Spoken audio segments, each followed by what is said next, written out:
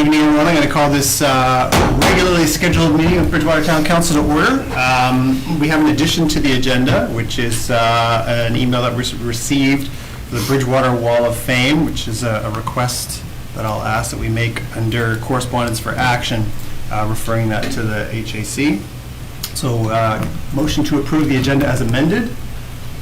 Councillor McDonald, seconded by Deputy Mayor Tanner. All those in favor?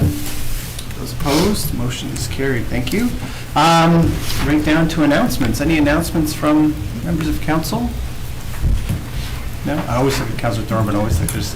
We will, next council meetings, I'll get some information from the museum. I know they had an awesome day down there on CD Saturday. There's a lot of people down there, and it is open regular hours each day, so we have an opportunity to drop down and visit the museum. And another thing, I thought about it. See, I knew you had something. Well, retired firefighters with over 15 years service in ground search and rescue. It was announced last week officially that we'll get free plates, but you have to have 15 years service in either organization, which I think is totally awesome for us guys that served a long time in the department. And just wanted everybody to know that. Yeah, no, that saw that announced. That was really good. So much deserved. Councillor McDonald. Just want to mention, because some people may be a little bit uncertain, that the LCLC is offering their March break camps this year. Some people were asking whether that was going to happen this year or not, and they are, and they're filling up, I'm told, so call and get registered. And our March break is still in March. I know some provinces have moved it to April, but ours is still on track for March. Any other announcements? The only one I have is Wednesday, 9:30 our time. The International Network of Michelin Cities is hosting a virtual conference called Urban Resilience to deal with post-COVID recovery. And we're a member of that network. And so I have the pleasure of hosting a session with former Toronto Mayor David Miller, who, as you recall, back in 2008 kicked off our sustainability event, which eventually led to our sustainability plan, which present day is very much energized Bridgewater. So that is free, and you can, if you look at my Facebook page or go to inmc21.com, you can join there. It's a Zoom meeting. That's Wednesday at 9:30 our time. I know Mayor Mitchell mentioned on his post today, but on Friday at the mall, we'll have Talk Bridgewater. I believe the hours are from 10 until 6. So what Talk Bridgewater is an opportunity for the public to come and ask questions to their local council, mayor, deputy mayor. So we'll be there taking rotational shifts of 2 hours each, and so it's a great time to come out, hear your questions, comments, feedback on anything. We'll be there this Friday at the mall. Great, thank you for mentioning that. Yeah, it's nice. It's gonna be nice to get back into a more public engagement kind of setting. We've not been able to do that for, well, I guess a year, almost a year. Just like it's great to see so many people socially distanced in the in council chambers. Boy, I can't remember the last time we had what is now a full gallery. Public can't really see, it's not really full, but there's quite a few people, which is great. Which then brings us to our first item of business, which is the Built Heritage Recognition Award. And I'm going to ask Chris Bedford to come down to the podium, and I'll turn it over to you to present, please. Pick a podium, any podium. Doesn't matter. Okay. Okay, on behalf of the Built Heritage Award, this year we'll be making a presentation to the Verge House. Now, brief history. The structure at 127 Queen Street was constructed circa 1902 in the four square style. It is a style distinguished by its lavish attention to detail, such as its main roof eaves, bay window areas ornamented with modillion and dental courses, molded frenzies, all making it highly notable for its architectural design. These distinctive details have been preserved and maintained throughout its history, attributing to its heritage significance. John Nelson was the person responsible for the construction of and the home's first owner. He was a merchant, member of Bridgewater Town Council, and deputy mayor. Ruby MacArthur and then Dr. Colin MacArthur, a dentist who practiced and lived in Truro, were the next owners, purchasing the property in 1913. Harold Verge, a planning consultant for the town of Bridgewater, then obtained the property in 1945 and held it in the Verge family until 1979. The house was then obtained by the South Shore Regional Center for Education and is currently being used as a special education facility since 1983. I would please ask that Amanda Daigle come down so I can make the presentation. Okay. On behalf of the Bridgewater Heritage Advisory Committee and the Des Brisés Museum Commission, I would like to present you, Amanda Daigle, representing the South Shore Regional Center for Education with the 2021 Built Heritage Award for their efforts in helping to preserve and maintain the distinctive heritage details of the property at 127 Queen Street, known as Verge House. It is through the efforts and dedication of such groups such as the South Shore Regional Center for Education that our heritage is able to be kept at the forefront for future generations to enjoy. So, there, and everything's fine? Okay. I'll just say a couple of brief words on behalf of the South Shore Regional Center for Education. We're honored that you chose Verge House this year to receive this award, and it is our pleasure to accept it. So thank you very much. Thank you.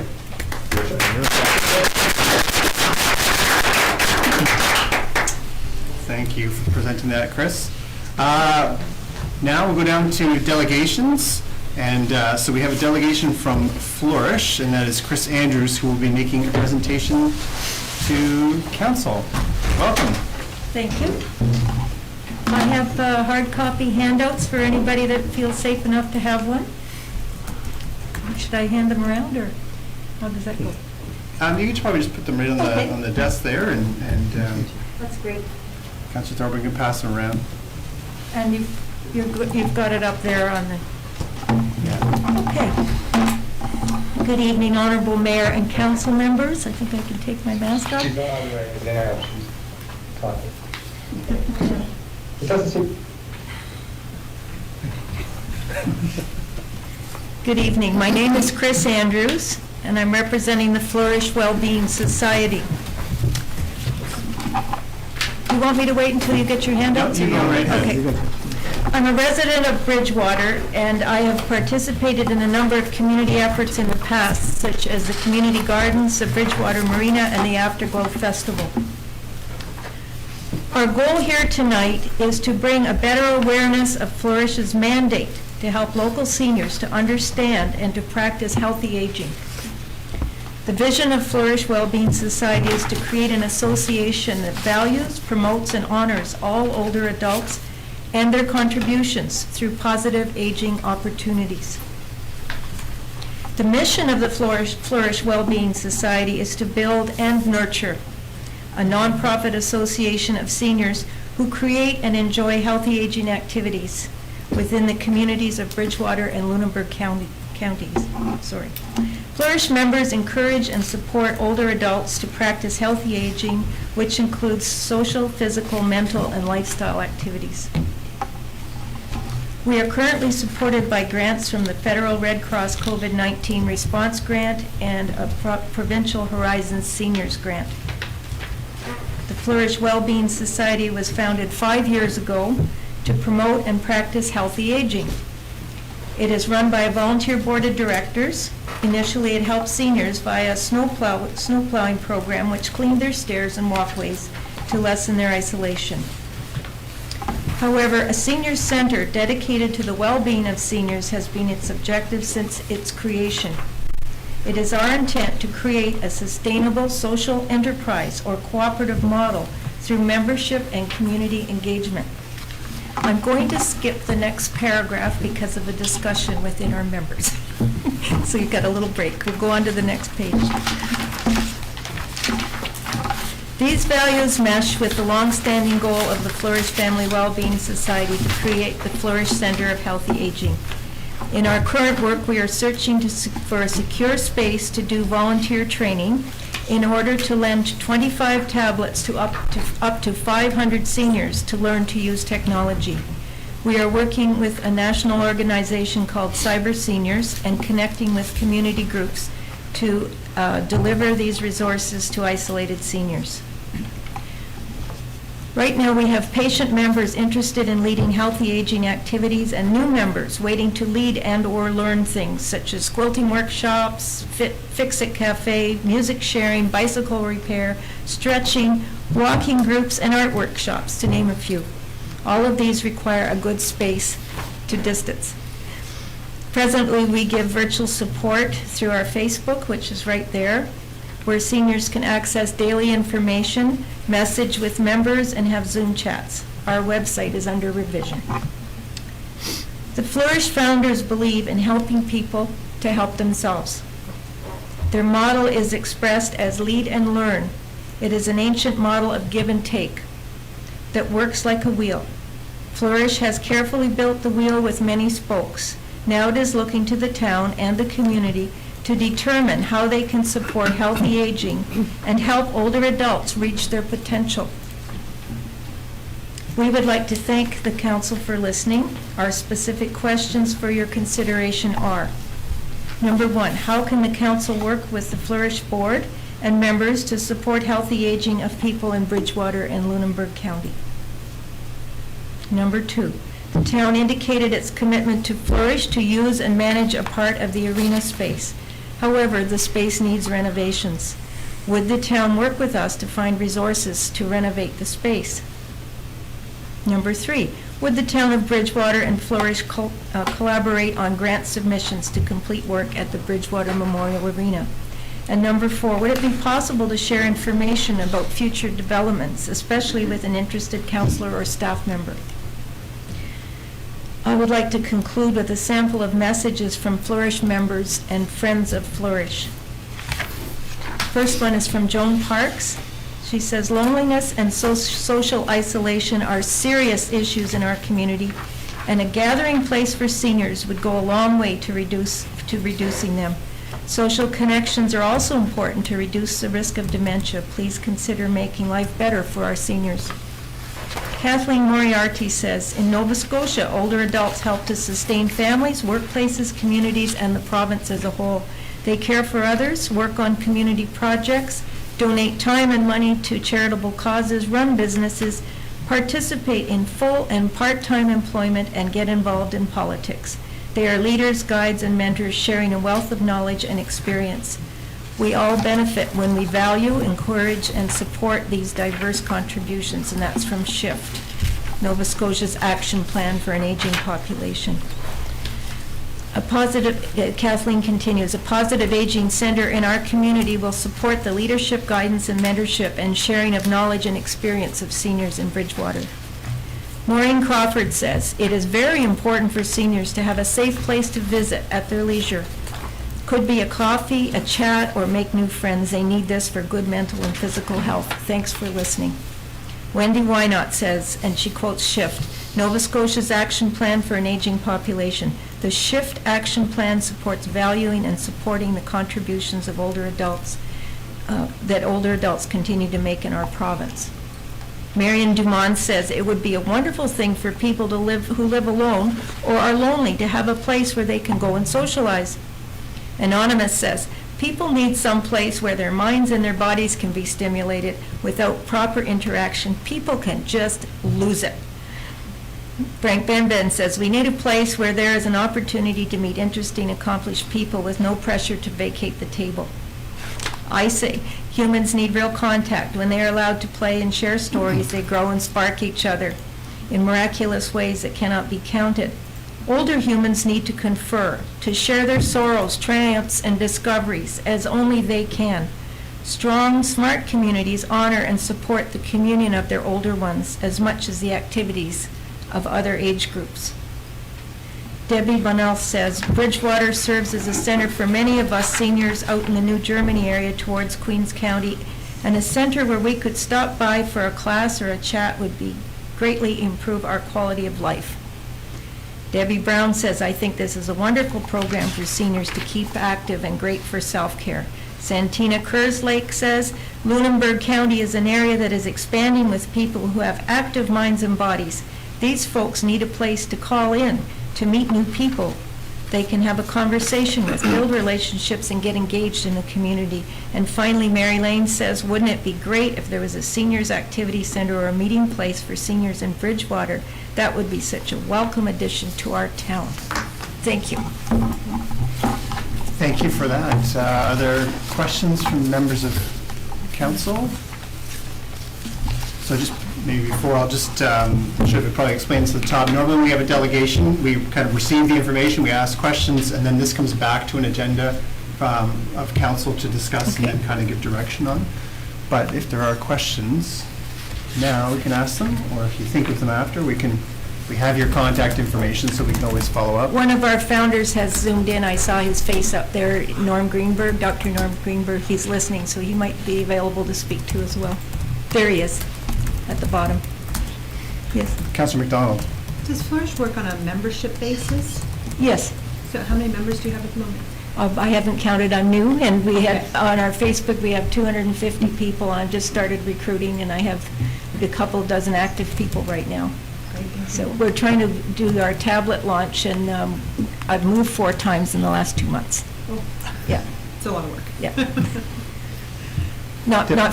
Not me. Flourish has had 2. Flourish, well, that's Yeah. a lot of work too. Deputy Mayor Tanner. Chris, a few questions. So are members paying for the service at all? Not at this time, no. Do you expect that at all? I think it's a social entrepreneurship model. It's a give and take kind of thing. So I think how it'll be structured eventually is that the people who are able to contribute or want to will, and it'll Okay. be, probably I call it a Robin Hood system.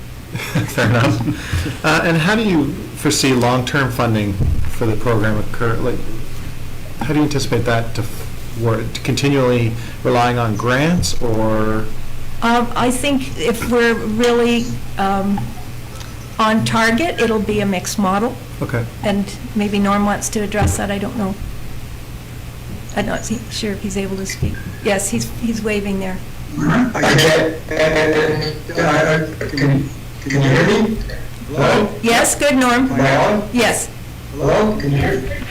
Okay, yeah, I think the mixed model idea is where we're at. We'll probably have to do some fundraising, we'll see grants, and we're also possibly going to be, the notion is that we may be a cooperative or a member-run organization where members will pay a small amount per month, and then we use some of the fundraising to offset people who can't afford it. So long-term sustainability is something that, as we move forward towards our annual general meeting, we will begin to look at a sustainability model. And obviously that's in our heads. Initially, we have grants to get us off the ground, but long-term, we do need to have a business model that can be successful.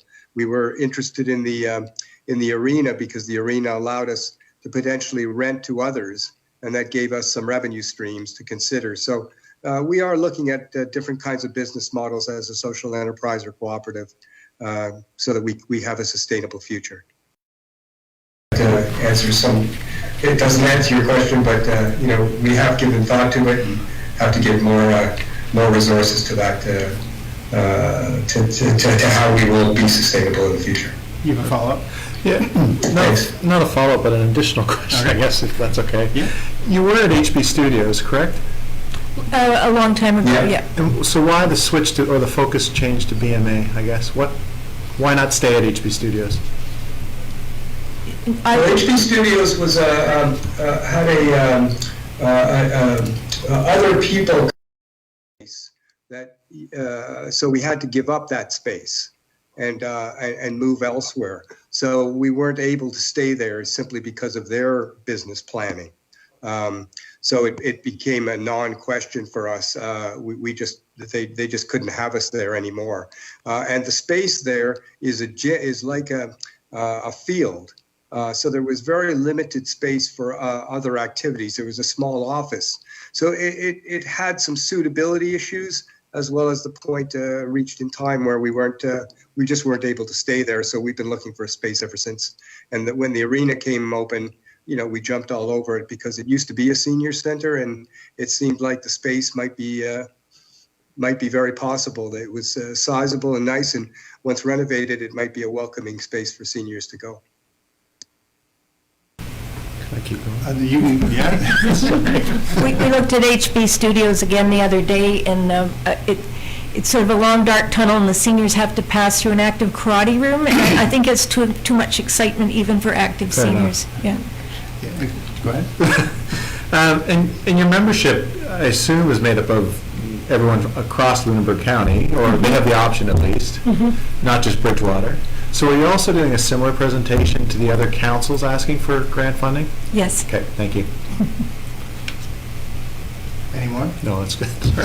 There's nothing left. It's all questions. The last question was And we'd all welcome questions or follow-up, or come and meet with us. And I have a nice intake form that I can share with anybody if you know somebody that might be part of that active living style. So, because we have a membership drive on as well.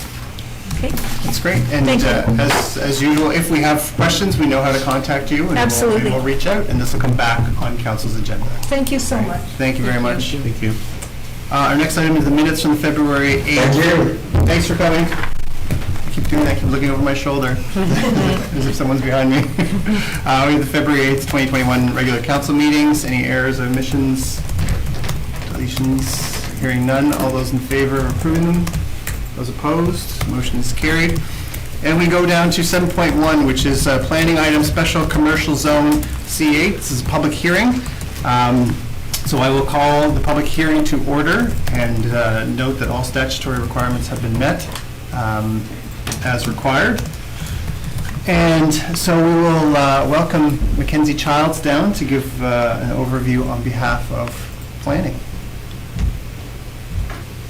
Thank you. I think this is going to work. I'm going to share my screen.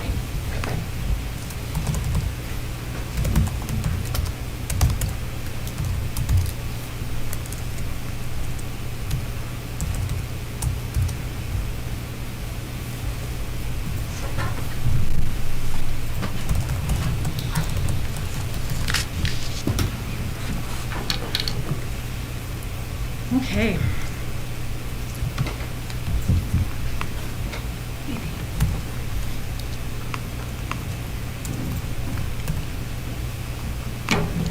One second. Gonna have to do what I did last time.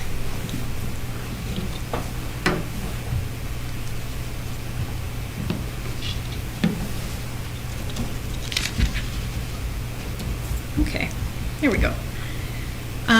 So yeah, this is the public hearing for the special commercial zone. And for an overview of the application, staff are proposing amendments to the municipal planning strategy and the land use bylaw to permit additional commercial uses by development agreement in the special commercial or the C8 zone. And the reason for these amendments is to provide greater flexibility to C8 properties because they currently have very limited permitted uses. So the amendments are for all properties in the C8 zone. It's not property specific. And as shown on the map, there are 18 properties, all shown in black. As you can see, they are diverse. They are located throughout town. They vary in size. They have different surrounding zoning as well as different surrounding uses.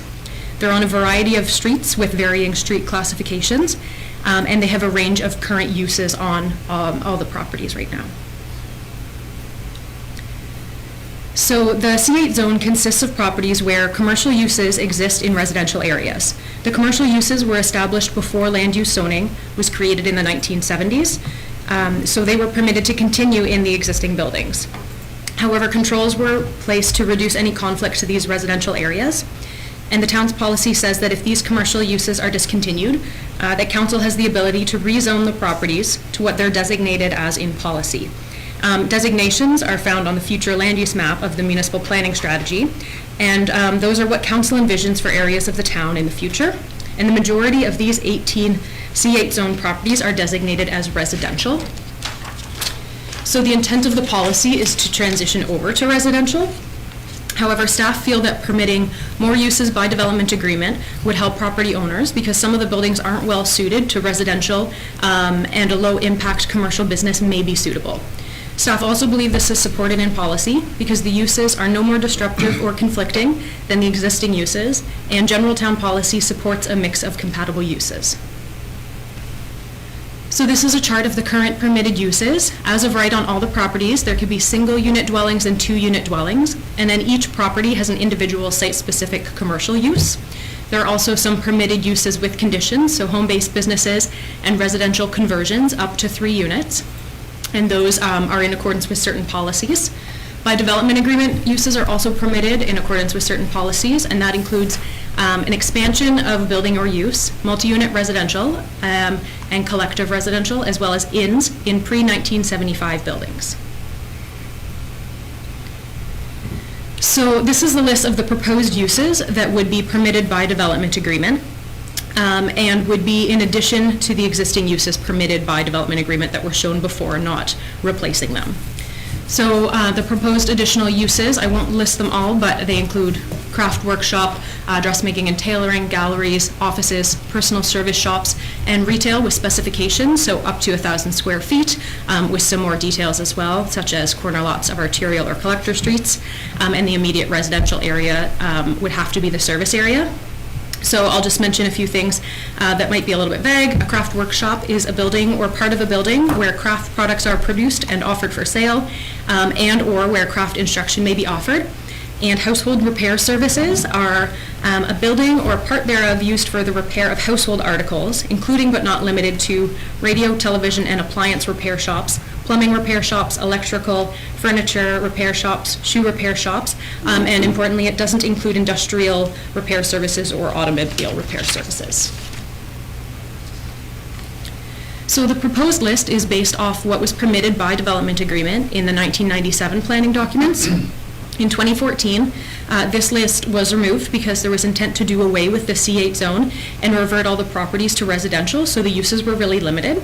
But since then, staff have realized it doesn't make sense for each of the C8 properties, and it can prevent property owners from finding adaptive reuse of their buildings. The uses are considered less impactful commercial uses in that list that are suitable for a residential context. They're similar to the uses permitted in the restricted commercial zone, or the C6 zone, which is a commercial zone. It's not residential, but it's located on corridors in town like Dufferin Street, where it abuts residential. So it provides a good idea of some compatible uses and practices to make those uses more compatible. The uses are also similar to those permitted as home-based businesses. So all of the uses that were in the list, except for dog grooming, galleries, and retail, are permitted by home-based business. So this supports the idea that these uses are compatible with residential areas. However, home-based businesses are more restricted, including restricting the size of the businesses to no more than 25% of the dwelling's gross floor area, up to a maximum of 350 square feet, and it also requires the owners to live in the building in which the business is located, so they're more restrictive. And permitting uses in the C8 zone by development agreement provides the ability to have additional commercial uses with the same limitations as the existing site-specific commercial uses. So those were the ones permitted as of right that were very specific to each property.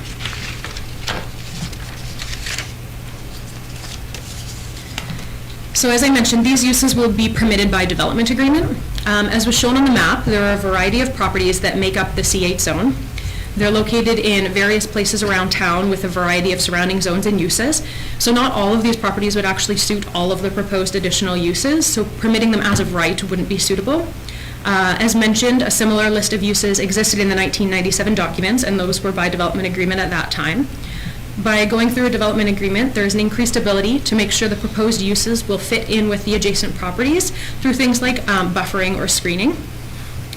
Almost all of the 18 properties are designated as residential on the future land use map of the municipal planning strategy, not commercial, and amendments can't go against policy. So although these amendments would permit more commercial uses on these properties, they wouldn't be as of right, and there would be limitations and a development agreement process to figure out what would be suitable where. And in the future, if the amendments are passed and a property owner requests a change of use to something on the proposed list, a development agreement process would be required to determine if the proposed use is in fact suitable on that property. Staff would need to determine if it's compatible with the neighborhood and is supported within existing infrastructure. The application would go through the town's development agreement criteria and process. So these amendments came about because of inquiries for a change of commercial use at 287 King Street. The current permitted use is shoe repairs and shoe leather sales, and there's interest in changing the use to what would be considered a craft workshop. And staff explored options for this specific property rather than the entire C8 zone, but none of them were suitable. So staff analyzed the option to rezone the specific property to residential commercial, which would have been the only potential option for a commercial zone in that area. And also because that zone permits more commercial uses in residential areas, but is still limited. However, this option wasn't suitable for a few reasons, because policy says that land use bylaw amendments can only be considered if the size meets the size of the building meets the zone standards of the desired zone, which this property doesn't. Also, the desired use that staff were looking at that time, which was craft workshop, isn't currently permitted. And changing to the C6 zone would have permitted other uses that wouldn't necessarily be compatible at this property based on the as-of-right uses that are permitted in that zone. An example of this is emergency services. Another option that staff looked at was amending the land use bylaw to permit craft workshops as of right at this property by adding it to Table T in the land use bylaw, which is the table that outlines those permitted as of right uses for each property. However, it's not practice to do site-specific amendments, and if a craft workshop were to be permitted now, and later a different but compatible use was sought, we'd be back in the same position now that we are now with someone seeking an amendment for that specific use. And another option that staff looked at was to rezone all the C8 zone properties, but as mentioned, the future land use designation for most of these properties is residential. So rezoning to one of the permitted zones in that designation would result in a residential zone and wouldn't permit commercial uses, so it wouldn't solve the issue. And although a redesignation and rezoning can happen at the same time, because there are 18 properties and they're all unique, it was out of the scope for this amendment, and something of that scale is recommended to be left for the full review of the planning documents.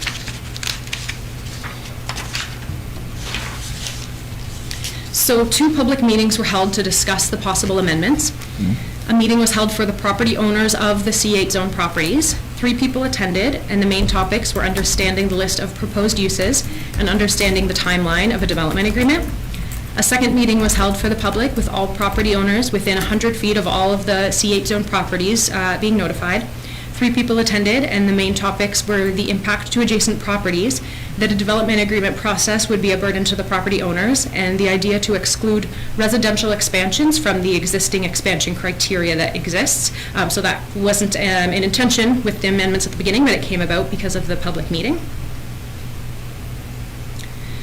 So staff reviewed the municipal planning strategy policy to determine that the amendments were consistent with policy, and of particular importance to this application were minimizing conflict between land uses, compatibility with infrastructure, promoting diverse and convenient neighborhoods, supporting a range of transportation options, and preserving, enhancing, and protecting the natural environment.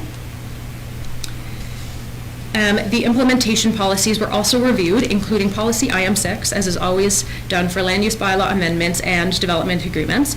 But since the amendments are not site-specific, many of the sections weren't relevant. But if the proposed amendments are passed and a property owner enters into a development agreement for one of the permitted uses, policy IM6 would be reviewed again with the specific use and the property in mind.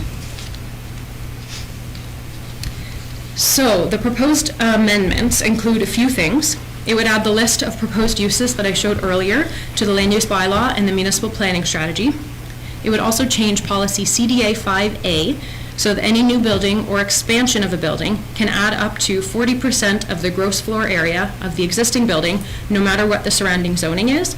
And this is being changed because currently it can only be up to 20% of gross floor area unless 75% of the abutting zoning is non-residential, then it could be up to 40%. In addition to this, the amendment would permit residential additions as of right rather than by development agreement with this change, as long as they're within the zone standards that exist in the land use bylaw. And this is supported in policy because the intent of the C8 zone is to transition to residential, so restricting residential development more than what already exists with the zone standards in the land use bylaw is counterintuitive. A second part to the amendments was initially discussed at the beginning of the process, which is to rezone the C8 properties in town that no longer have a commercial use, rezone them to residential. And staff will bring back a report at a later date to continue with the property rezoning, and may include this as part of the larger planning document review rather than a separate process. So it's recommended that Town Council give second and final consideration to the amendments to the municipal planning strategy and land use bylaw as contained in Appendix A for the special commercial zone. And if they were to be approved, the next steps would be that the amendments would be reviewed by the Provincial Director of Planning. They would have 30 days for that review, and then notice of amendments would be published in the newspaper. There wouldn't be an appeal period because it is a municipal planning strategy amendment. Thanks. Thank you. Questions from council? Council planner? Councilor Thorburn? I think it's a good plan, I like that you bring in all 18 properties here at once instead of doing it 18 times. It makes sense, and we talked about that a while ago when we was going to rezone one property on the street, and it was 3 more. It'd be nice to do them all at the same time, and you don't have to go back, so thanks for that. Other questions from, okay, this is second reading, so we've asked a bunch of questions in the past. This is when we open it up to comments from the public. And so there is it's a public hearing, so we do have a specific order that we go in. And so it is comments from the public, starting with those in favor of the proposal. So if there is anyone here or attending virtually, maybe you can raise your virtual hand if you are in favor of the project or the amendments rather, and wish to speak. Now's a chance. Either come to the podium or again raise your hand.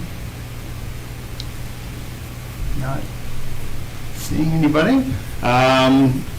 If there are comments from the public opposed, so we had in favor, now opposed. Now's the chance. If you want to come to the podium, please. If you maybe go to this one, and then Mackenzie can stay at. And if you could just start by stating your name, please. My name's Leslie Armstrong. I live in Upper LaHave. Thank you for the opportunity to speak, Mayor Mitchell and councillors. In the summer of 2020, I put an offer in on Cobbler Corner, one of the properties in question, so that my small weaving business could move to a larger location. To everyone's surprise, including the owners, the property had been listed under this special commercial zone, which meant that Howard and Odette could only sell to an existing use, like a leather worker, or residential, as Mackenzie has described. A list of appropriate uses for this corner property fronting on King Street was developed by the planning team. And as you know, it included craft workshops, galleries, small retail, dog grooming, etc.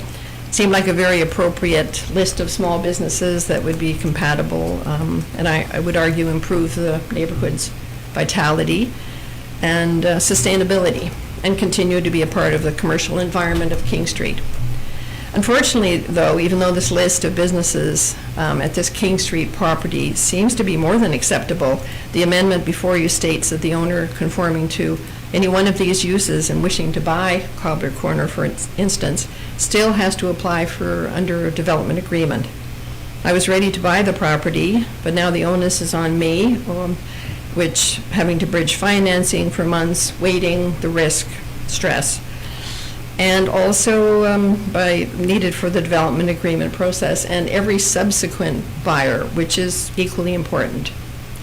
I'd like to ask Mackenzie maybe, why not change the zoning to neighborhood commercial, which currently permits commercial use by site plan approval and permits combinations of commercial uses that conform to the neighborhood commercial?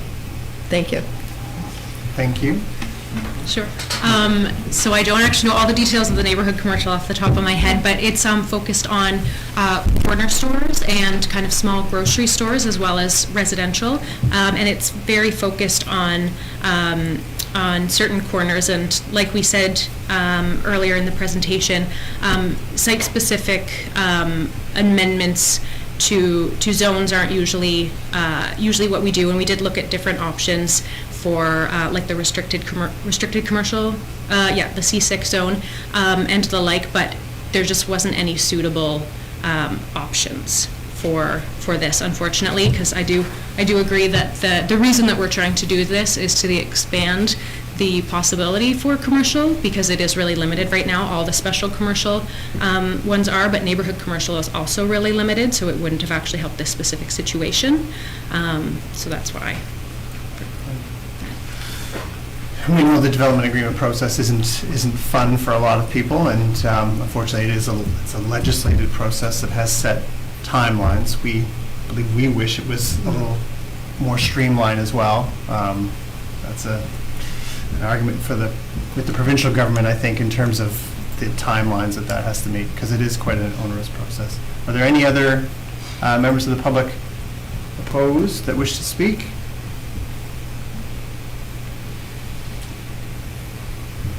Or is there anyone else wishing to make any comments? Rob just unmuted.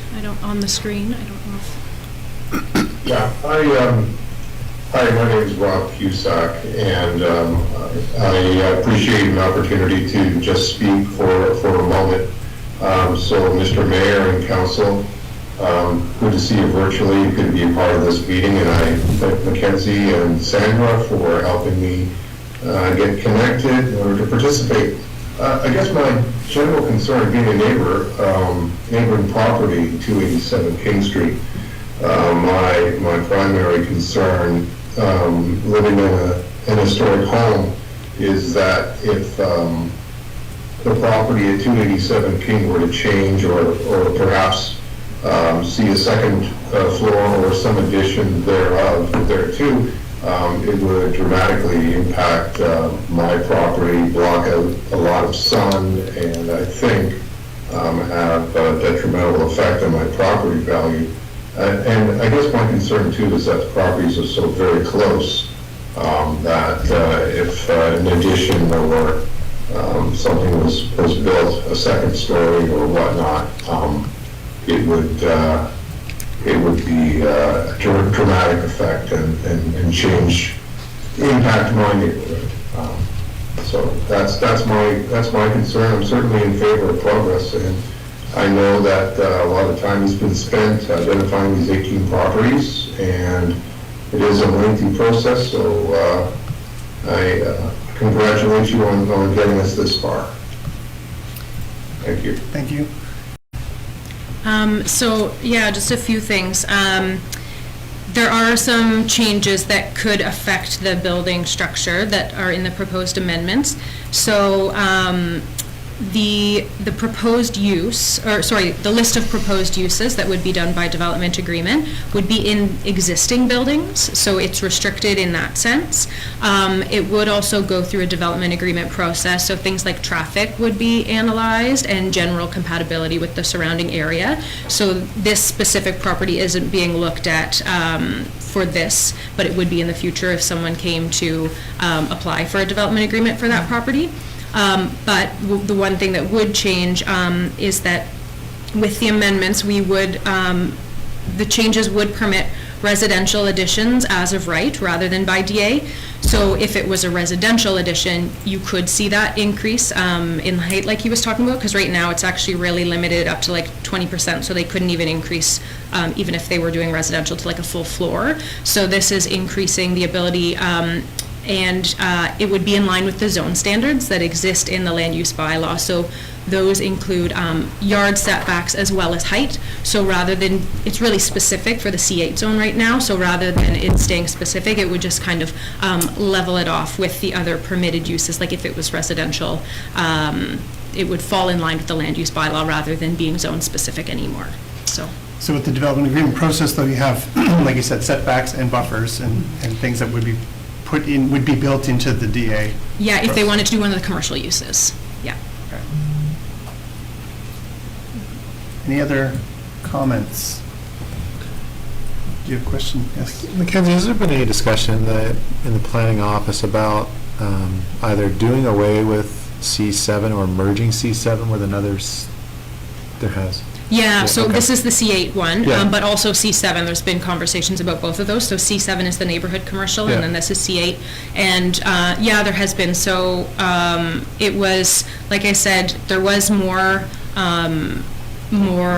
flexibility in like the 1997 bylaws, and then in 2014, those were that was got rid of, and the focus was on reverting it all back to residential. But it having mixing commercial and residential is often a positive thing.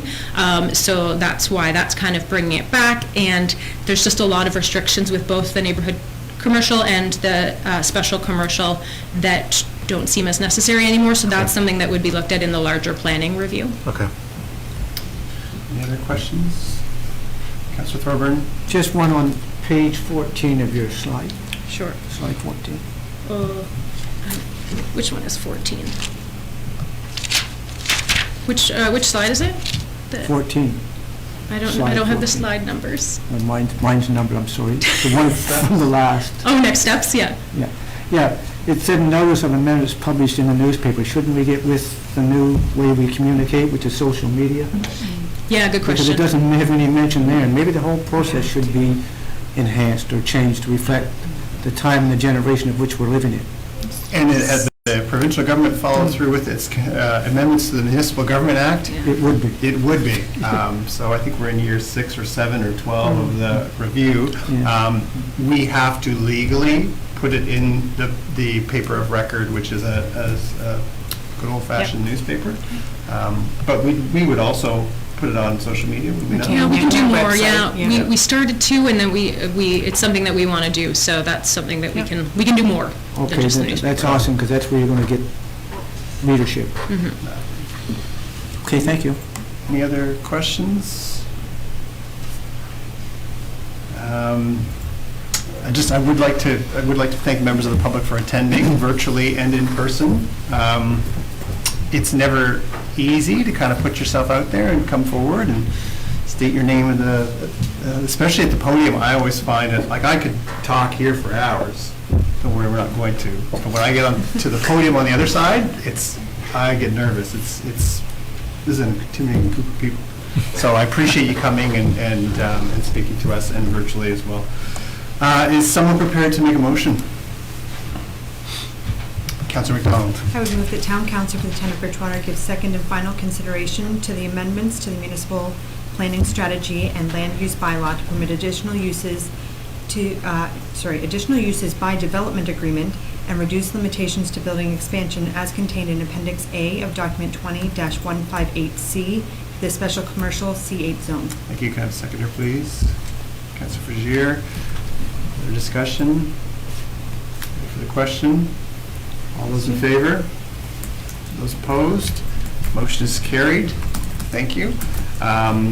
As was noted in the presentation, because this is for land use bylaw, there's no appeal period for this. That's right. But again, if you have questions, please reach out to our community development staff, Mackenzie, and that team, and they'll be able to answer your questions. Thank you, and I will conclude this public hearing, and we'll return to our regular meeting. So our next item is 8.1, South Shore Housing Action Coalition, a letter regarding the Nova Scotia Affordable Housing Commission representation, a letter which they are equally disappointed that they are not a part of the commission.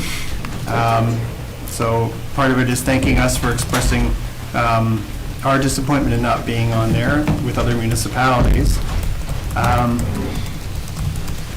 I don't know what to say beyond the fact that it's shocking that the South Shore Housing Action Coalition, which is there to specifically address affordable housing, in the South Shore, as it says, is not part of the commission. I don't know what to say. I don't know if anyone else has anything to add. It's just here for information, but it's frustrating. Yeah. That committee's worked so hard, provincially, really, certainly in Lunenburg County.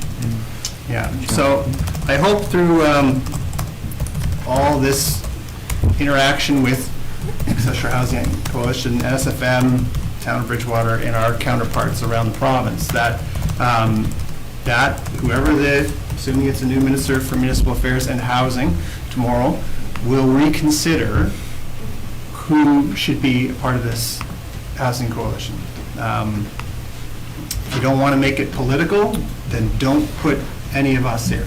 But we have staff, NSFM has staff, you have, again, you have this group that can give you the data, can tell you the stories. So if you're truly committed to making a difference, I would hope that they will reconsider. So we'll wait and find out who the new minister is, and we'll reach out to that person.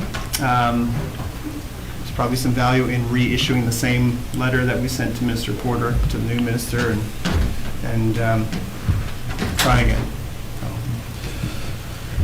The next item was the one we added, which is correspondence for action. As I said, an email came in asking that we look at a Bridgewater Wall of Fame, and it's quite a lengthy email, but the request is to refer that to the Heritage Advisory Committee for them to take a look at. So if someone is prepared to make that motion, Deputy Mayor Tanner, to refer it to Heritage Advisory. I move the Town Council of the Town of Bridgewater refer the request for Bridgewater Wall of Fame to the Heritage Advisory Committee for consideration and subsequent report to council. Thank you. Seconded by Councillor Caldwell. Any discussion? Hearing none. All those in favor? Those opposed? Motion is carried. Thank you. Reports and recommendations. Bridgewater Active Transportation Advisory Committee appointments. So important committee with a couple of people here. One is a resident representative and one is a stakeholder. Is someone prepared to make that motion to appoint those to the committee? Deputy Mayor? I move that council appoint Eric Wade as a resident representative and Jennifer Meister as a stakeholder representative to the Bridgewater Active Transportation Advisory Committee, each for a 3-year term effective immediately. Thank you. Seconded by Councillor Conklin. Any discussion? Hearing none. All those in favor? Those opposed? Motion is carried. Thank you. We have the January 2021 building permit report for your information, and public are downloading our agenda. You'll see the information in there. So off to a strong start again. So that's good. Everyone wants to live in Nova Scotia these days, and when you live in Nova Scotia, Bridgewater's a strong candidate. We were just discussing before the meeting with council, there was Abacus did a survey across the country last week and came out with the top list of things that people who are looking to leave a city and move to a town or another community are looking for. And gee, I should have been more prepared and really had it open, because it's quite something when you look at what people are looking for and what we offer. So they're looking for high-speed internet, hospital within 20 to 30-minute drive, walking and biking trails, good schools, restaurants and shops within walking distance, public transportation, and good community programs and sports. And we check every one of those boxes in Bridgewater. So, I mean, when you look at that list, it's always good to look at that and go, oh yeah, we have all that stuff. Like, that's why we live here. That's why most people live here. But as we look at the building permit report, and as we hear from people who are continually moving to the South Shore and Bridgewater area, or the towns in Nova Scotia that offer all of those, you know, it's no wonder that things are still moving along. So that's there for your information. The next item is Bridgewater Community Gardens 5-year review and changes to sponsorship. So you see our Director of Community Development is here. So welcome, Mrs. McDonald.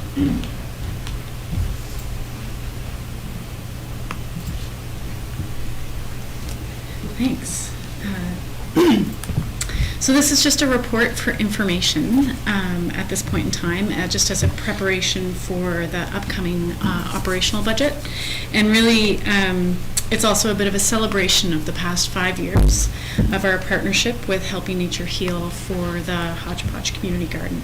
So for the past 5 years, Helping Nature Heal has been providing a generous sponsorship of $5,000 a year to cost share in supporting a part-time staff position to support the development of Bridgewater Community Garden.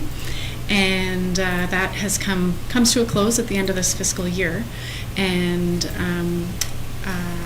Helping Nature Heal is proposing a decreased continued sponsorship, but dropping it down to $2,000 a year. And so this is to provide you with some of that information, and also with the vast I know that there's been bits and pieces, and the community garden has come and provided, generally Chris would come and provide an annual overview in anticipation of the upcoming spring session, or the opening of the garden. But with the pandemic last year, that didn't happen, and this is sort of the 5-year review. But so the reason for sort of giving you an operational is, what does that reduction in the sponsorship do to the continuation of the community garden program as it is? So our staff, we've done a bit of a, what would that impact in terms of the part-time hours, and how could the garden function, and that role as the part-time community garden coordinator function. And so there's sort of 3 options. There either ends up being quite a significant reduction in what that part-time position can do, and or the town contributes more funding into that position, or a middle ground where we keep the current level of town funding at $6,500 and engage in the sponsorship agreement at the lesser rate of $2,000 per year. And it results in a slightly reduced hours, but staff are confident that that won't have a negative impact on the ability for the garden to continue to be maintained and to grow. And there's a lot of various grant opportunities that we're pursuing that would allow for a wider range of other types of activities, like the workshops that Chris has been putting on for the community, and things like that. So it's just sort of an overview, and that we would also do something larger. I've been talking with Patrick around how we would like to put something in the June edition of the Bridge to really thank Helping Nature Heal for the past 5 years. Questions of Mrs. McDonald? So this is something that'll come up with budget. Yeah, it's just some background for you prior to going into budget deliberations. Great. Excellent. Thank you. Yeah. We should, and thank you to Helping Nature Heal for this. Like, that's stepping up at that time, and continuing to step up, reduced or not. That's it's been tremendous. That's a lot, yes. And it really took the community garden program from just being the garden beds at Hodgepodge in Aberdeen Green to our Foodscapes project, which is all across in multiple green spaces throughout town, and to a lot of really great partnerships with our seniors' homes within Bridgewater, where they were doing workshops and other workshops for the community. And without that, it wouldn't have been possible to do all of that. Well, certainly, as the pandemic has highlighted food security or food insecurity as a big issue, having this, we're ahead of the curve in most cases. So that's great. Thank you. I see that our Director of Finance is here, but I don't mean that. We're super happy you're here. But we have a timed item at 7 o'clock, which is sorry. I know you came down like so excited, Kim, to talk about the third quarter financial report, right? And now you have to wait. So while Tammy gives her presentation. It's okay, because Kim can help out. Perfect. All right. So we're a minute early, but we can dive in now. So I'll turn it over to the CAO to do the pre-budget discussion topic. Okay, so as councilors are aware, we are about to go into budget deliberations, and staff are busy preparing our 2021-22 operating budget. You've already seen the capital. Prior to finalizing that, we wanted to have a discussion with council about our debt servicing costs and operating budget implications, as well as give you a quick look at what your assessment looks like for next year and how that impacts your operating budget as well. Do we have that? Just one sec.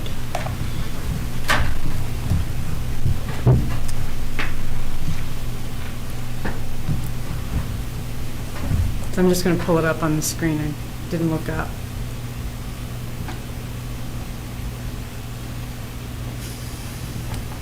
Okay.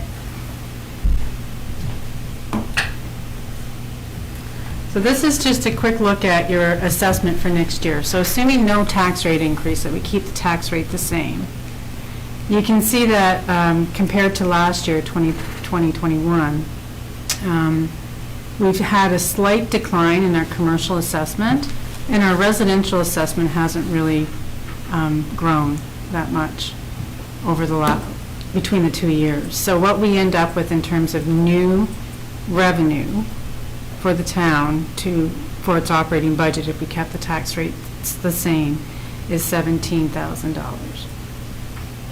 So that is a small number. Like if you're not familiar with how other years have looked, 17,000 is a low number for new assessment or for new tax revenue for a budget. And when you think about a budget of the size of ours, of $22 million, that's not a lot of new revenue to handle increases such as insurance and power and labor costs and all those that will encounter this year. So that's kind of going in, knowing this is what it's going to look like.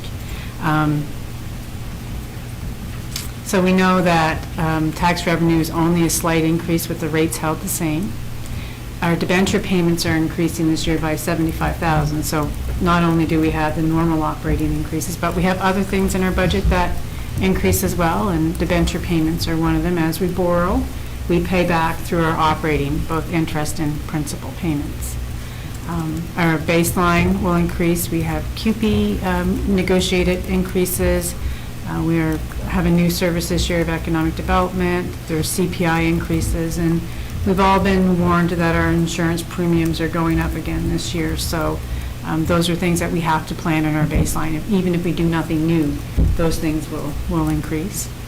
And then, of course, there's COVID-19 and some of the impacts to our operations there. And some examples of that are our recreation program revenue and expenses. So it's uncertain how things are going to shake out this year in terms of what we can offer, and that does impact registrations and our normal revenue streams with recreation. And the LCLC, in terms of our operating grant there, it's another one where we just have to be prepared that we could see an increase in our contributions there if we don't have things open up and programs being offered as they had in the past.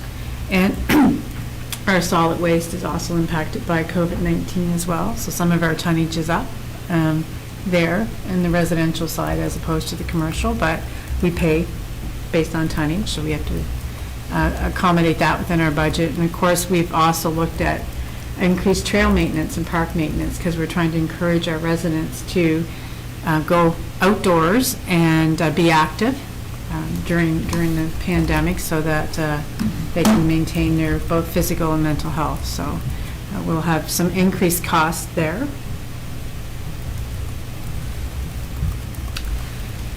And as I indicated, one of the things we did want to talk to you about is our debt and what the implications are for our operating budget, not only this year but future years as well. So there's two components of debt. So there's the debt service ratio, and you've probably heard me say over and over again that we don't want to go over 15%. That's kind of like the red line mark. Not to say you can't go over that, but that's when things start to get a little more scrutinized, a little shaky, and perhaps financially not a spot you want to be in. And then the other side of it is you got to pay back that debt. So you have your ratio that says here's how much you can borrow up to, but we all know with our own personal finances that when you borrow a lot of money, you also have to pay that back, and that's through our operating budget.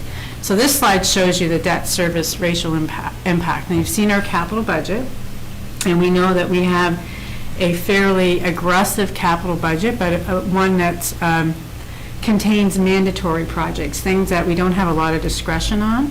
So our wastewater is a huge one for our 10-year capital budget. Big commitment, but a must. It's not something that we have any discretion over deciding we don't want to do. Of course, we're going to source funding and try to offset some of those costs, but it's a significant dollar amount, so the funding's not, will take some, if we get funding, it might alleviate some of the pressure, but not a significant amount.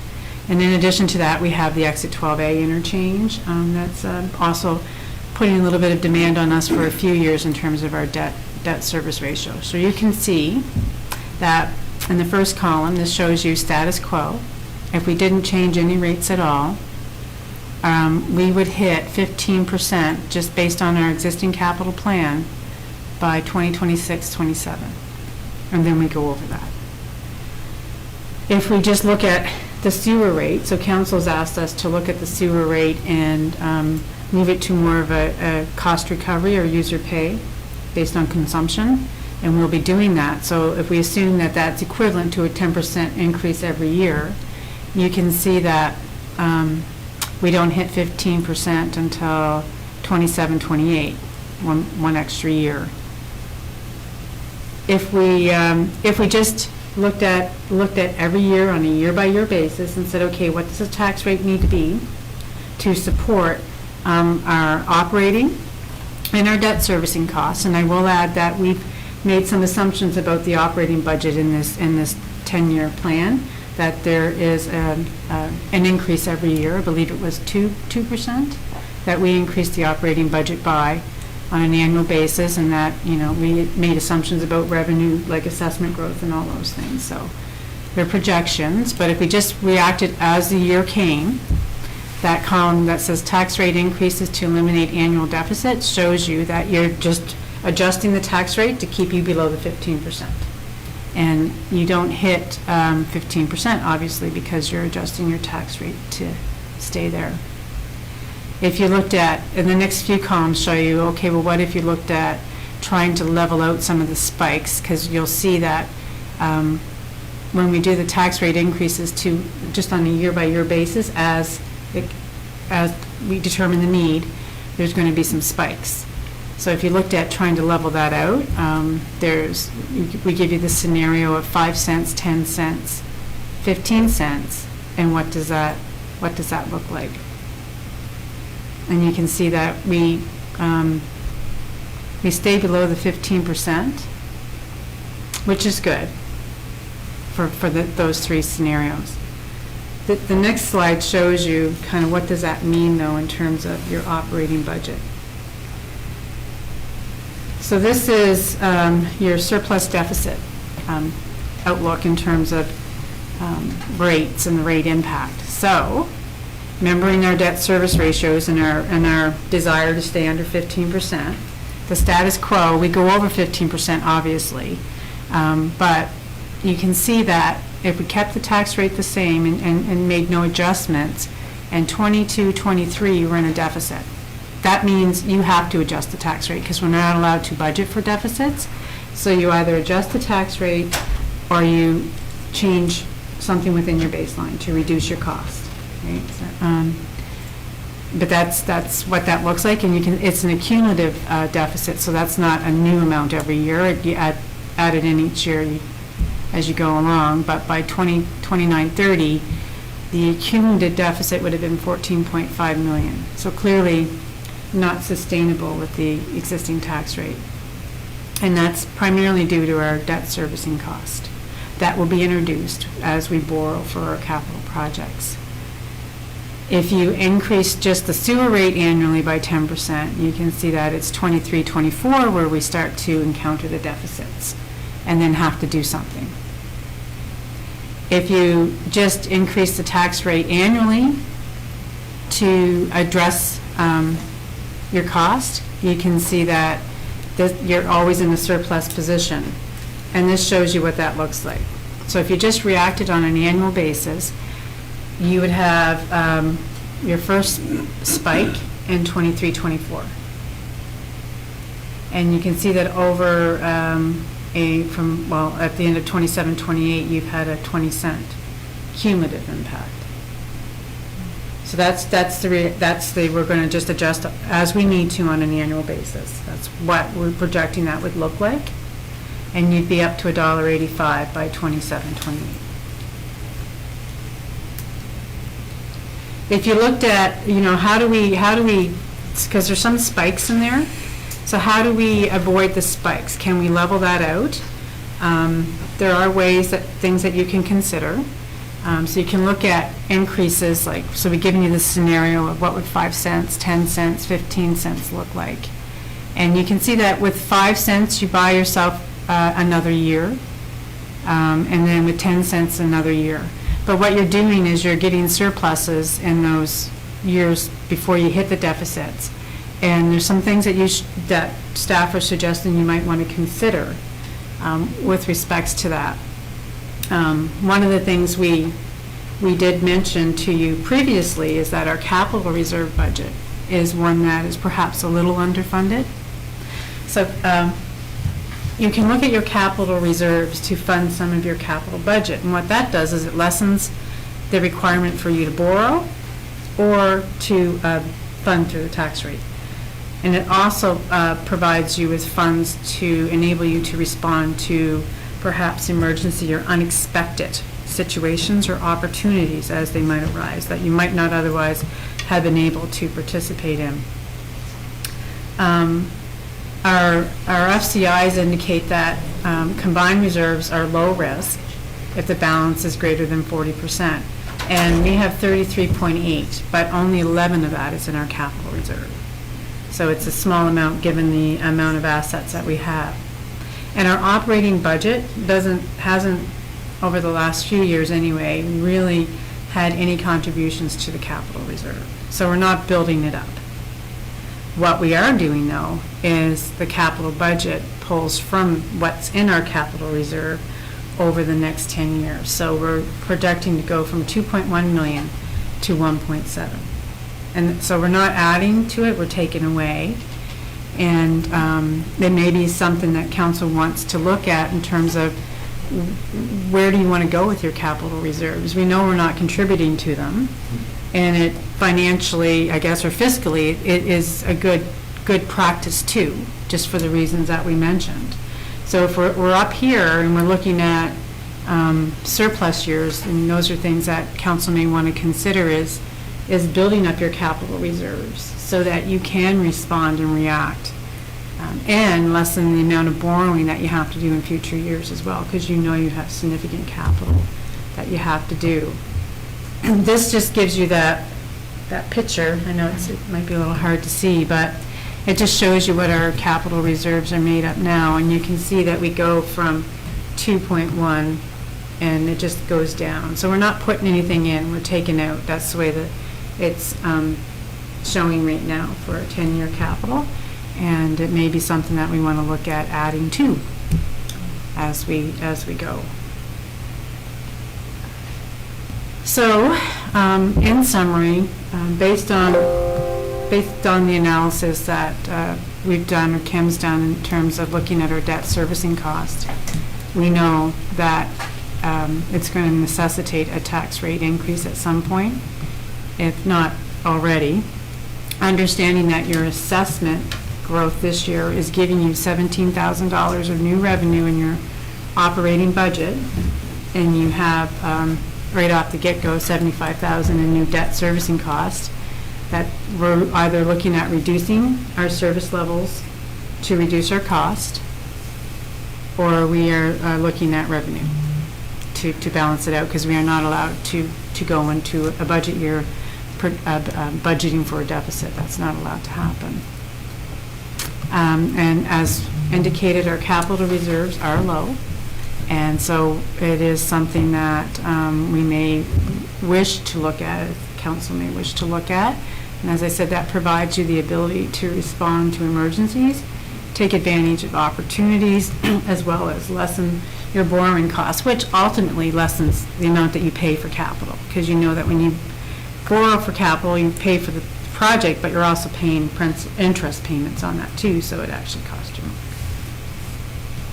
So what we're looking for from council is some direction with respects to how you wish to approach the 2021-22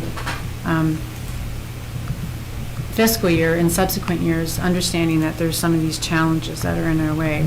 We'll take direction from council as to how you wish to proceed. We can continue status quo, and if you give us that mandate, then we'll be looking at how we're going to reduce the budget in order to make that tax rate work, and we'll bring you back what reductions have to be made to do that. There would be no reserve funding, and we know that it would give you about a year and then you're looking at your tax rate. Or you can look at some strategies to level out the tax rate spikes and plan for reserves. So as we indicated, that based on what we know with respects to what we're borrowing in the next few years and when those payments start, this is the reactive rate that we'd be projecting.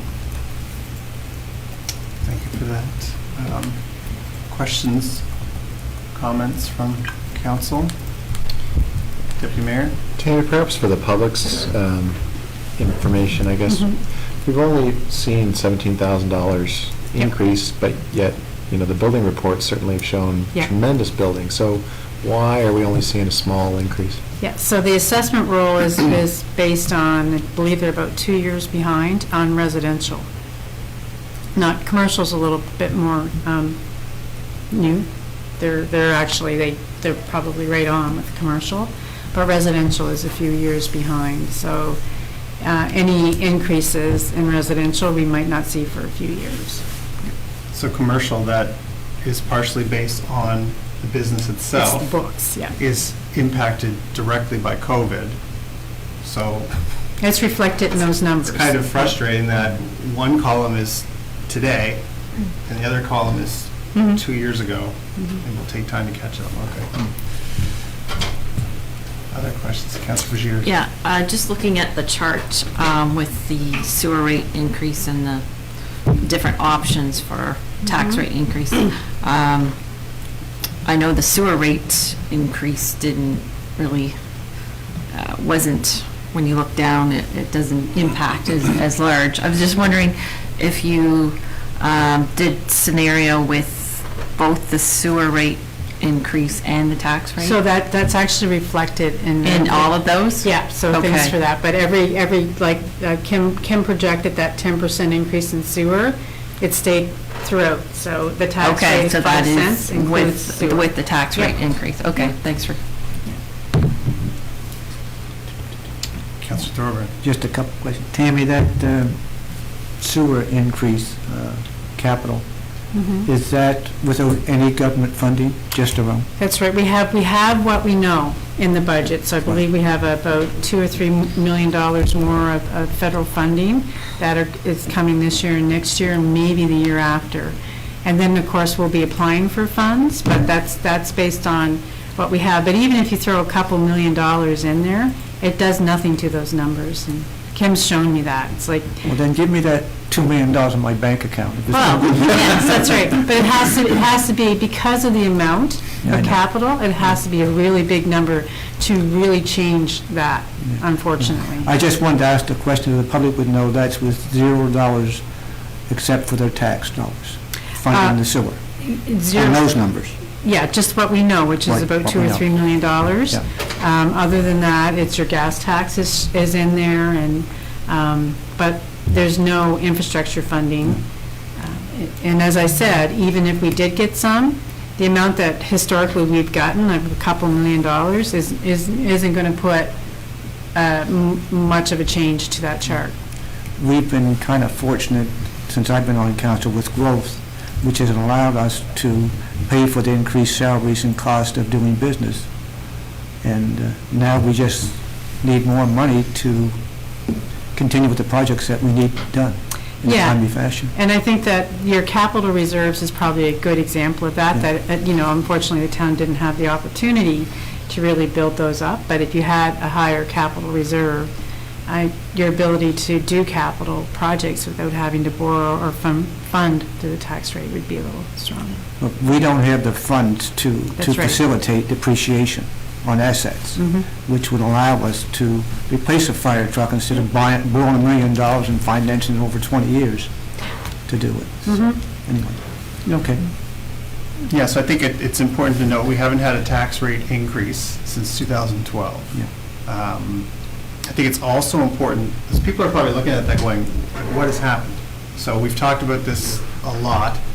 We have approximately or more a $50 million infrastructure renewal project that has to take place, mandated by the federal government. So unless timelines change or funding changes, we have 16 years to work towards ending overflows into the river. Right, so it was a system that was installed decades ago, approved, was acceptable at the time. We know it's not acceptable to continue. We're not the only town in the country that's facing this. That sounded like a broken record. There's a $150 billion infrastructure deficit in the country because towns, cities, rural communities from coast to coast to coast are facing the same issues we are. I think we talked about it a couple weeks ago. 150-year-old pipe in downtown Montreal broke a couple weeks ago.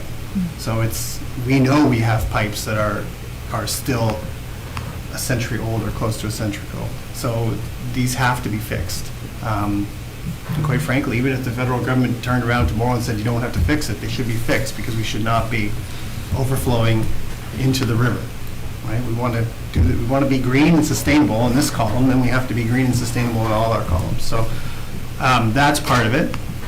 The other is we have an opportunity with Exit 12A, which is not the cheapest project, but what we're getting is a huge opportunity to open up all those lands on the north side of the 103 with that interchange, and our portion of that is 16% of that entire project, right? So there's 3 partners. The province and the feds are picking up about 42 million of that, and we're picking up the 8 and change. So again, when you look at our budget, $8 million is huge. But in the grand scheme of things, if you look down the road, if you look at the big picture, you look at 5 years from now, 10 years from now, 50 years from now, I look at Michelin, for example. Somebody made a pitch. What about this great idea? There was a huge amount of work that had to take place to bring Michelin. But if you looked at just as one day, it might be, is it worth it? And then you look 40 years ahead, 40 years down the road, and what would Lunenburg County be without Michelin, right? Or the Glen Allen extension, I talked about this a few weeks ago, right? The town took a chance in putting in the Glen Allen extension, which is not normally what we would have done. And how many homes are now in that area, right? How many people are living there? How many new families are there? How many doctors live down there? How much tax revenue is going to be generated for the next 100 years from those homes, right? So it's not fun to talk about a tax rate increase, but if you look at what's being done with the money, I look at communities that have had tax rate increases just because they couldn't manage to remain solvent. And I look at what we're doing, and we have these projects, these capital projects. We're getting something for our money, and so it's not the easiest pill to swallow. But at the end of the day, it's going to be a huge benefit to the town. But we have to decide where we're going with that. Prior to your comment, Your Worship, not doing anything and extending the timeline is just going to extend our bill. Our costs are going to increase. So, we have to do something and not wait for an extension, because all that's going to do is put the price tag up. And we cannot budget for a deficit. No. We cannot have an operating deficit. It would be easiest to be like other levels of government that can just say, we'll kick this down the road to the next generation because we'll just run a deficit and then run a deficit and then run a deficit and then run a deficit. And we don't have that luxury. And I'm actually glad we don't, because municipalities would then just run deficit after deficit, because it's always easier just to say, next council's problem. But that's not how it works, and that's not how it should work. So we have to make the decision.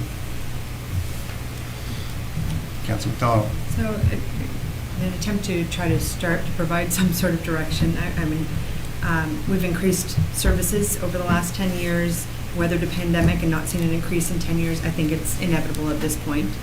I'm not a fan of the fluctuating increases, because there are people who are living paycheck to paycheck, and I don't want to put them in a position where budgeting becomes more difficult.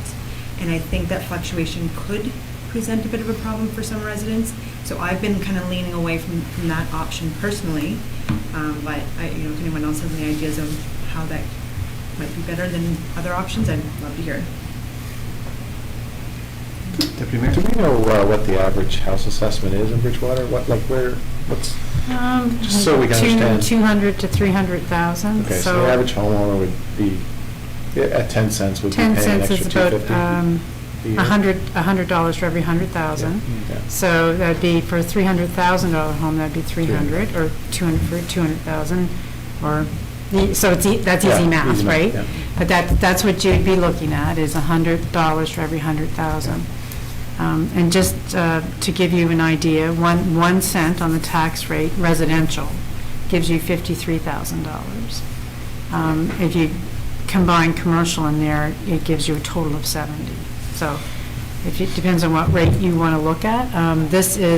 That is based on just a residential rate increase, not commercial, given that your commercial assessments declined. So you may want to focus a little bit on trying to grow that a bit and incentivize that. So, yeah. I'm with Councillor McDonald. The fluctuating rate, I think, is less appealing than just this is the rate. It helps us build our reserves now. Everything from storms getting stronger to aging infrastructure that, we can talk about the capital plan and the underground infrastructure being renewed on our schedule until something breaks, because it breaks on its schedule. So if we don't have those reserves, and that's what staff are recommending, is to build those reserves. If we don't have those reserves and something breaks, then this thing comes off the rails. But we need to build those reserves. So I'd be more inclined to set a rate that people can plan for, people can prepare for. The other thing I did want to add, I made notes and I didn't follow my notes. Right now, Bridgewater's, among all the towns in Nova Scotia, we are the middle tax rate. So I know people will say, we already pay the highest taxes. We do not pay the highest taxes. We are exactly in the middle. Of the 7 towns that we generally compare ourselves with, Amherst, Kentville, Truro, Yarmouth, we are in the lower half of the tax rates. And if we had a 10-cent tax rate, for example, we would be about average on the 7 towns that generally are in the same situation with the same, those don't have transit. We have transit, we'd still be in the same sphere as those. So I guess that's where I'm leaning towards the 10 cents. Councillor Colwell. I would support the 10% increase in the sewer rate annually, simply because of the overwhelming needs that we have for wastewater. The numbers are very sobering, and it seems that a tax rate increase is inevitable. My preference would be to try to defer that for a year, mainly because of the impacts of COVID on our community, and there may be people, it just seems like a bad time to be telling people we're going to give you a tax rate increase when some people may be working less hours. It just seems like a bad time, when I think we could hold off a year. That year would also allow us to come up with a more comprehensive plan and to consult with the community. So that would be my preference. Councillor McDonald? What's the impact of waiting a year? So we know that we will have to do some reductions in the operating, because you have, if you kept the tax rate the same, you have $17,000 in new revenue. Now, mind you, there's things that are one-offs that, we introduced last year, a special project to pull out. But knowing that, you've got these basic things in your operating budget that are going to go up, I suspect that we will have to reduce some stuff within the operating budget to do that. And we'd bring you back if you said you want to keep the tax rate the same, we bring you back those options and say, this is what needs to be reduced in order to accommodate that. And then you could decide kind of where you want to go. Councillor Thorburn. I just received my insurance from my house. In the last 6 years, it's gone up $400 and some dollars. This year, it went up $181 for a $160,000 home. Do the math. We have to do something. We have to do something now, and I would support an increase of 10% this year to allow us the flexibility to continue on the road with these projects, because if something happens and we don't increase it, and we slip off that path, we're in trouble. The 10 cents. Yeah, 10 cents. because we've held the rate for 12 years due to the growth that we've incurred. And going right down to the wire and then something happens, then it may be more than 10 cents. So I think it should start this year while we have the opportunity, not wait for something else to happen and drive us off the track, personally. Other comments from? I'm in favor of, we've been doing the sewer rates annually for a few years, and that, that goes without saying that in order to be sustainable. The tax rate, when you look at those numbers projected over the next, we have to do something, and I feel it's pretty urgent that we have to do something sooner than later to be able to, be responsible with our debt. I would be in favor of the 10 cents for this coming budget year for an increase. Just hearing Councillor Caldwell's concerns and recognizing that, for some people, this might be the year that they lost a job or something like that. Is there a way to look at, so we do have people that, if they're on a lower income, they get a rebate or they get a reduction in their property tax. Is there a way for those individuals to at least insulate them somewhat from this? So either changing the threshold or changing the amount so that it's not that it really reduces what the impact is on them? So Kevin will be bringing some options forward, but I do believe it's based on the notice of assessment from the previous year, right? Yeah, so we loosely use the CRA income tax brackets. If you make under $11,000, you don't pay any personal tax, that type of bracketing system. And then it can reduce your property tax bill by up to 50%. And there's also a provincial rebate that some low-income people will get as well from the province. So when we looked at that, and we've just done like a little overview of that right now, knowing we were coming into this discussion, and there would be an impact on what income we would generate by using that same group of people right now that fall under our exemption right now. It would cost us about $11,000 to $12,000, something in that range, to ensure that that group of people that currently qualify would be no worse off. It's not a perfect formula, so some people might pay $20 more than last year, some people might pay $20 less, but we're looking at that so that we can bring that to you so that it would enable us to also give an offsetting exemption for the people that do currently qualify for the low-income exemption. If more people fall into that, it could be more costly, but when we're looking at 10 cents creating $500,000 of revenue, we just have to consider the fact that the exemption cost will go up to us a little bit, so the net that we'll get from that, but protecting those low-income individuals. So we can give you some more detail on that, but we're getting the information gathered in the event, council wishes for more information. Other comments, questions? Councillor Caldwell. I guess I just need some clarity on, so if we increase the sewer rate 10% for this year, wouldn't we be fine for this year? That's in the sewer rate, so that covers off our sewer. So So 10% on our sewer rate would give us what in revenue, do you know? Well, and the caution I use, this is not our budget rolled forward. Yeah. This is based on what Municipal Finance Corporation provides to us called the debt affordability model. So it takes last year and it just projects that out with just basically some CPI increases. It assumes no change in level of service and some of those things. So use it as a relative gauge, but this is not our proposed operating budget. It's just a tool to have us look at our bigger picture with respect to debt and borrowing and so on. So don't get caught up in the exact number, but look at it on a relative scale. Even if you compared those two numbers of doing no increase to the sewer rate increase, it's what is that, like 180,000, it's 170,000 that you would have plus the 17, so not quite 200,000.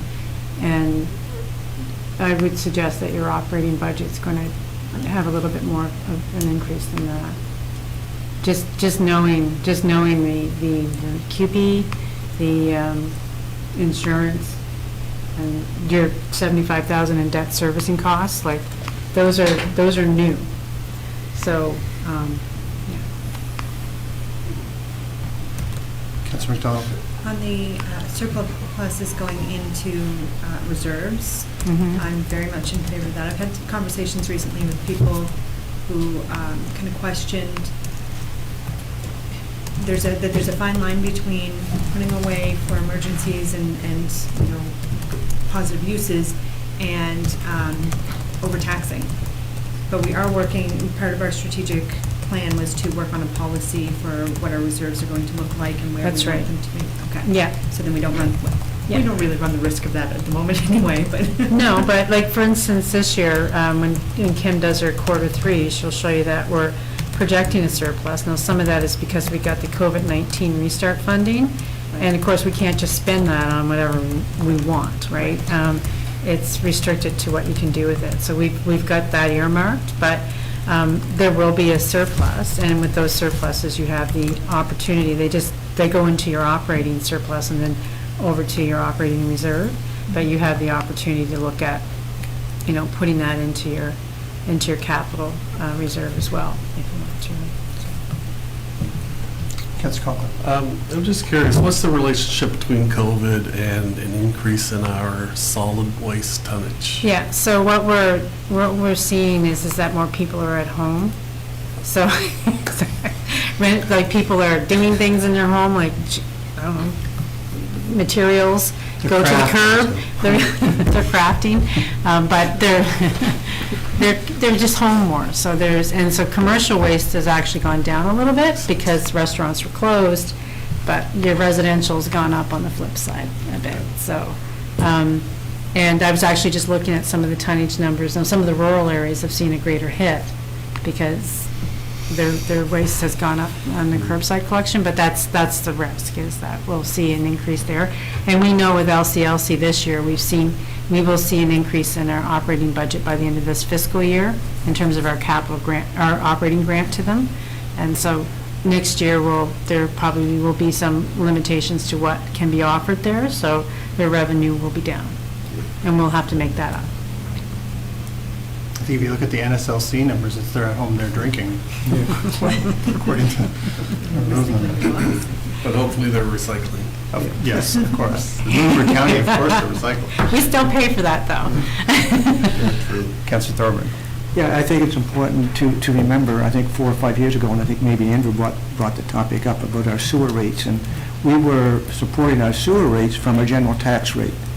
So the money we was collecting for our sewer wasn't really paying the bill. And I really haven't had any kickback or negativity about the increase in the sewer rates. I don't know if any other councillors have, because what we're trying to do was to let the sewer rate support itself. Now we have to do a bunch of work. It will level out someday, but so we thanked off to Andrew for a few years ago. I'm quite sure he's the one that brought that up for the first increase on that. And it's a good thing we did that, because we're in a much better place now. And the same thing with this tax rate. If it's level, if it's consistent, and we know where we're going, then it should be a lot easier.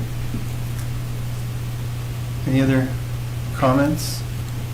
So what I've heard, the majority are working towards the 10 cents. Is that, haven't heard other than Councillor Colwell. That's what I'm hearing. So staff can work towards that as we work through this. So we'll, I'm sure, make for an interesting Friday at the mall as we do our Talk Bridgewater sessions. Get feedback from the public. Nobody ever wants to talk about taxes. Yeah. Sorry, just to clarify, and that's flat on commercial? Yes, that's No right. increase on That's commercial. just a residential. Just residential. Yeah. Anything further on that? Okay, then we'll go back to the third quarter 2020-2021 financial report. And our Director of Finance will walk us through that one.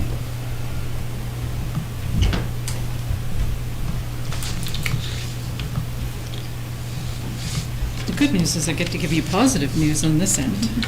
We saved this for the end. So we are, at this point in time, projecting a surplus of just over $1 million for the fiscal year that we are currently in. Keeping in mind, we're only at the end of quarter 3, and we have up until March 31st, so staff have done their best to project where they feel we will be at March 31st, but there likely will be some differences. So just going to go through kind of some of the highlights with you, but certainly feel free to ask any questions. The very at the top of the document, and I know it's not in order, but I know you want to talk about it first, is deed transfer tax. So currently, deed transfer tax we're projecting to be about $150,000 over budget, which is positive, and it contributes to part of that surplus, because obviously if it rolls in at the end of the year, we can't possibly spend it not knowing for sure if it's going to come in. I'd say we've seen a bit of a slowdown in tax certificates and things, so we still don't want to assume too much, but it looks like we will be in the range of $600,000 by the end of the year, and we had budgeted $450,000. On tax revenue, we're just slightly under budget, and most of that are just appeals and assessment changes and things that happen throughout the year. So we anticipate our tax revenue based on the assessment roll. As you've seen, we get it this time of year. However, there's always some adjustments to that. A bit further down under sales of service, we are projecting a surplus in the sales of service because we have police fee for service revenue, which is $30,000 over budget. But also included in there is the MIT program, which was unbudgeted. So there's $24,000 of revenue there. However, there is an offsetting expense further down, but just that's kind of making it look like it's over budget, but just because that was an unbudgeted item. Under other revenue from owned sources, again, we're projecting to be $130,000 over budget there. Part of that is that development fees are $19,000 over budget, but also interest income is about $113,000 over. Most of that is on overdue taxes. So in some cases, we haven't collected that interest income, but it's being charged each month. And so while it's nice to have that extra money come in, it means it's because our outstanding taxes were higher than anticipated when we did our projection on, when we did our budgeting on that. So that's contributing also to the surplus. On conditional transfers from other governments, $634,000. That's over budget because of the COVID restart monies. So that amount wasn't budgeted, it came in throughout the year. On the expenditure side, so we're projecting, about $1 million over budget on revenues because of those things. Keeping in mind some of those were just items that came in unbudgeted. On the expenditure side, under general government services, a couple of things to highlight there. Under legislative and financial management, they're both showing that we will be under budget, and the reason for that, for the most part, is staffing, such as our economic development officer just starting now, but we have budgeted for that position to start sooner, some things like that. Information management, near the bottom of that category, if you look at the year-to-date variance, we say it's under budget by 100,000, but we project it to be okay. Some of that's just timing on billing from our third-party provider on IT. So I know it looks a little bit strange, but that's the reason why. And under other government services, the election was under budget by about 8,000, and salaries in that category were under by about $40,000. And for protective services, under budget by, between police and law enforcement, about just over $200,000. Most of that were just wages savings, vacant positions, and things like that. Under fire protection, we are under budget mostly just because we couldn't do as much training and not as many equipment purchases and things like that, just due to COVID, changing the timing. Under transportation services, just a few things there to note. Roads and streets are projecting to be under budget by about $42,000.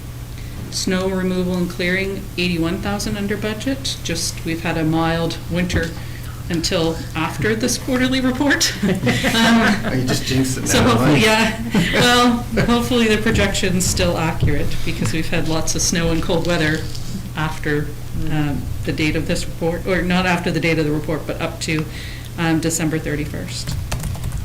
King Street parking is under budget. Most of that is just related to delay of the parking study. So it had been budgeted and operating, and council chose to do that next year. So that's just makes it look a little bit better from that perspective. And transit that has a positive variance as well. There was a significant amount of repairs and maintenance budgeted. However, with the, I think, good work of staff to keep the buses running at minimal cost until the new ones came, and now we've got the new ones in service, the maintenance hasn't been needed on those, so it's created a $45,000 surplus there. We've also had some wage savings during the COVID there as well, kind of in that transit category. On environmental health services, just our, I guess our, we've had some pretty significant cost overruns in that area, just mostly maintenance and things like that, so it's actually $47,000 over budget. In a couple minutes, I'm going to talk to you about a line item too that relates to that, so just kind of keep in mind that's $47,000 over budget. Under recreation, a couple things to note there. The LCLC, they're anticipating additional funding from us for their operating grant, so we're showing that one as being $63,000 over budget. And as well as parks and playgrounds came in under budget by about $49,000. Most of that was just the late start because of COVID. Staff started late, some of the maintenance started late, and some things that they would have done earlier on in the season. So that's saving us some funds. And then under fiscal services, transfer to other funds is projecting to be over budget by $39,801. So it's kind of that's an odd accumulation of things. Because our sewer is anticipated to be over budget, we're now projecting this transfer. Basically, we transfer to the sewer reserve every year, but because of that, significant overage in there, we think that we'll have to reduce that transfer to reserve that specifically goes in a sewer reserve by that amount. However, it's offset by the fact that we don't think we'll spend all the COVID restart funds, so we budgeted to transfer that to operating reserve, because anything we don't spend from the COVID restart monies, we'll have to transfer to reserve and budget to spend that in the following year. So that, and under other, we just kept the COVID Safe Restart funds separate, so we anticipate we'll spend about $338,000 of that by year end. So a bit of combination of things there. I think you got a late update to this report, which also should give you the capital budget. I'm not going to go through that in detail. Each line item basically has an explanation, so it'll tell you whether each project is complete, it's in progress, and there are a number of them that council chose to put off. That'll either be reconsidered in budget or will happen the following year. Things like the North Park Gate, things like that. So you'll see, if it looks like we have a surplus on a particular project, you'll likely see it's also something that we've talked about delaying. We also, council had already seen our carry forward list. So the carry forward, the second last column, carry forward to 21-22. We had given you a preliminary list on what we think will be carried forward. Once we get closer to March 31st, we'll likely provide you with an update to that, just in case something, a project got finished or another project might need to be carried forward. Questions? Councilor McDonald? When you said any monies from the COVID restart would be, if it wasn't spent, it would be budget suspended, what does that mean? So when we transfer monies to the operating reserve, we have to budget and council has to approve us bringing that back in. So when you separately approve the COVID restart amounts, so Tammy had done a presentation of here's the money we got, here's what we hope to spend it on. Some of it just won't be carried out in time. The phone system, for example, in all likelihood won't be upgraded in the next 6 weeks. Maybe, or maybe they'll be partway through, but that would be an example. So we're going to have to include that as a project that we'll have to do next year and bring that operating, and the money we put in reserve, we'll have to bring it back into the operating budget just to fund those programs, just so our ins and outs are equal, so we're budgeting not, we can't budget for deficits, so. And then there was a portion of that we hadn't earmarked, I think, at that time. We just kind of left a buffer there of. And we found that the LCLC operating grant and any waste site increases that we have, we can use that money to fund this year. Yes. Other questions? Councilor Thorburn? Just two. And thank you for putting in the D transfer tax on that. It stands out, I can see it, I don't have to go looking for it. Absolutely. But the other tax is that special purpose tax that we're charging our residents and have charged them for a few years. What's the maturity date on that, so we can, I know we're putting the tax rate up, but at some point in time, they're going to get when this is paid off, they're going to get, that'll come off, yep. That will come off and give them a reward. So. Right. I'm not sure off the top of my head what year that is. We still have a little ways to go. But we have a ways to go. Yeah. But that went back to 2012, I think. So we're into it 9 years now. Yeah, so I don't know. It was 20 years, wasn't it? Yeah, I think I think it's supposed to be sooner than 20. On March 31st, 2020, there was like $3.6 million.